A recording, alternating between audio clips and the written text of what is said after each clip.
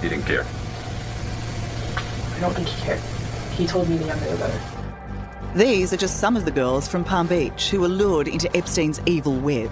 He asked me to take my shirt off, so I took my shirt off. Their young voices retelling a police officer of chillingly similar encounters with the businessman. He started getting a little excited about it, and he started touching himself. Despite these girls' testimony in 2005, Jeffrey Epstein would go on to abuse and scar countless more young girls. That he got away with it is a disgrace. How he did so is even worse. Why did this man get to continue to roam the streets freely and sexually abuse other young girls when you knew what he was doing? This was no secret. Jeffrey Epstein was a man made of money, worth nearly $1 billion. Look up to the sky, boy. But with friends in high places, he was not only wealthy, but extraordinarily influential. You are going down. He was a sex trafficker, a sex abuser, and he was virtually untouchable. Within 9 months of meeting Epstein and Ghislaine Maxwell, Virginia was being flown halfway around the world to have sex with Epstein's wealthy associates. A little girl amongst a sea of men. I was a baby stuck in a world where grown-ups were allowed to do whatever they wanted, and I was lost. And were you trafficked that night? Yeah, I was trafficked that night. And so began Virginia's new life, still on call for Epstein, but also for any friend he chose.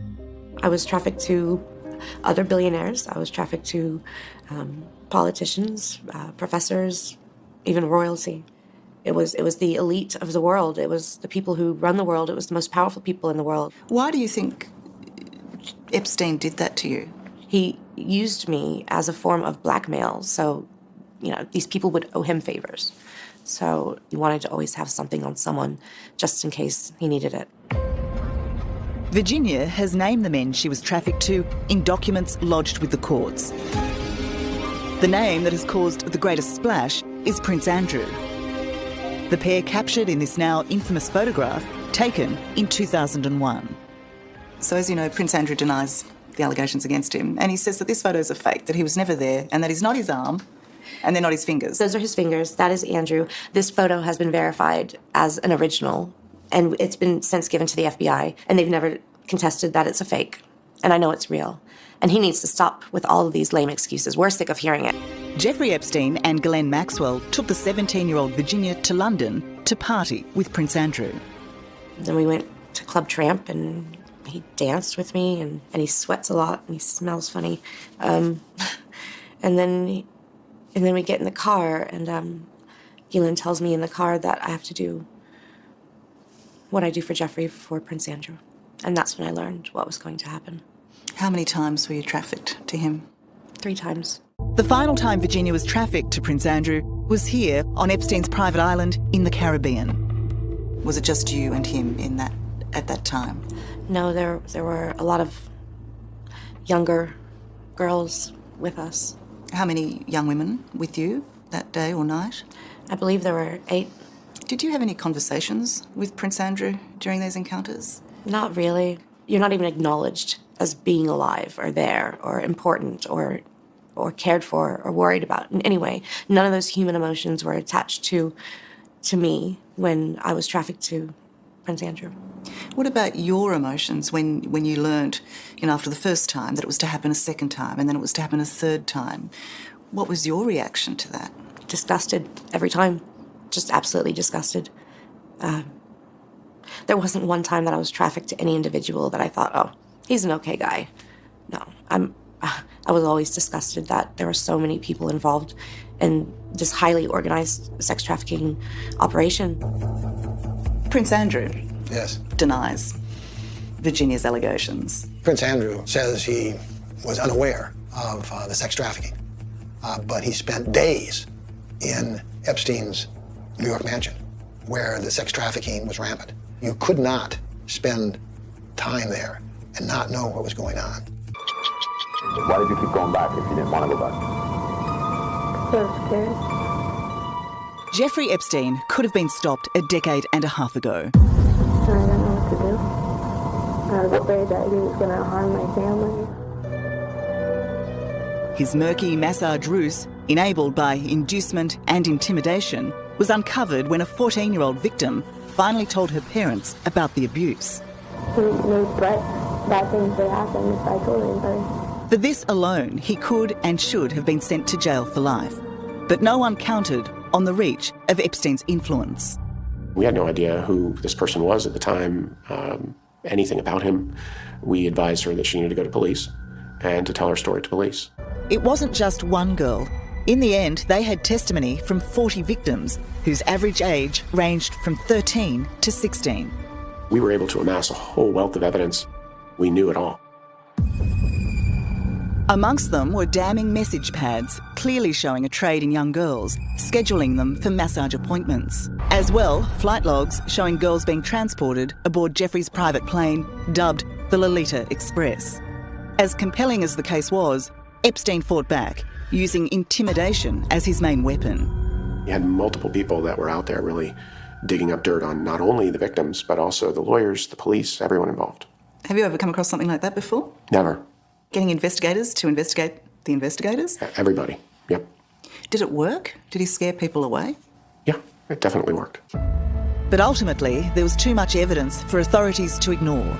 They had to act. But Epstein, with an army of lawyers, negotiated a slap on the wrist and a slap in the face for victims. Instead of admitting to child sex abuse, Epstein agreed to plead guilty to a lesser charge of soliciting a minor for prostitution, and in 2008 was sentenced to a mere 18 months in a Florida jail.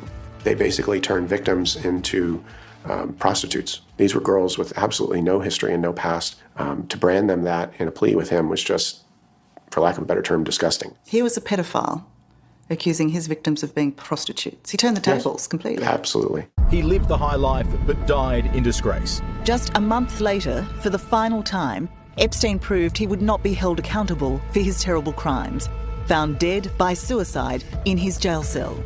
But how he managed that in such a place is a mystery. His shocked death raising suspicions he was a man who knew too much. It's incomprehensible to me how the American prison system could, with probably its highest profile prisoner, take him off suicide watch, remove his cellmate, not have the guards look in on him. Somehow the cameras are turned off. That's just incomprehensible. On the other hand, it's inconceivable to me that somebody could have penetrated the prison and actually killed him. Do you believe that if he had lived, that the justice system would have been able to hold him? Yes. No, absolutely. And the reason I think that suicide is plausible is that I think he knew that the jig was up. He was going to jail, and he was going to jail for a very long time. Ghislaine Maxwell was a London socialite and daughter of disgraced media baron Robert Maxwell. On her father's death, she moved to Manhattan to join her boyfriend, Jeffrey Epstein, and according to lawyer Sigrid McCauley, soon became his full partner in the sex trafficking ring. Certainly, I would like to see her being held criminally accountable for what she did. She was an adult. She was an active participant. She facilitated it for years and years. She took money from it. The other person who has gone to ground is Jean-Luc Brunel, the French model agent who is also accused of sexual abuse and supplying Epstein with underage models who were conveniently housed in and trafficked from this New York apartment block, not far from the mansion. This apartment block, he just had women on tap. He had girls on tap. He had girls on tap. Jeffrey told me that he has slept with over 1,000 of Jean-Luc Brunel's models/victims. And you believe that? I do. Virginia's lawyer, David Boys, says amongst the well-heeled and well-connected here in New York, nerves should be running high. If I were one of those people, I wouldn't sleep well because it's going to all come out. And you don't know when. And you don't know how. But you've got to worry that somebody's going to talk. And certainly there is more legal action to come. There will be lawsuits against his estate. There will be lawsuits against the enablers. And hopefully there will be criminal prosecutions that will help vindicate them. So I think all of those avenues remain. And we are pursuing those literally as we speak. Jeffrey Epstein's death is not the end of the story. There are so many others who still need to be held to account. And so many other victims suffering in silence. Virginia has set up a foundation to reach those wounded women and children and to ultimately stop sex trafficking.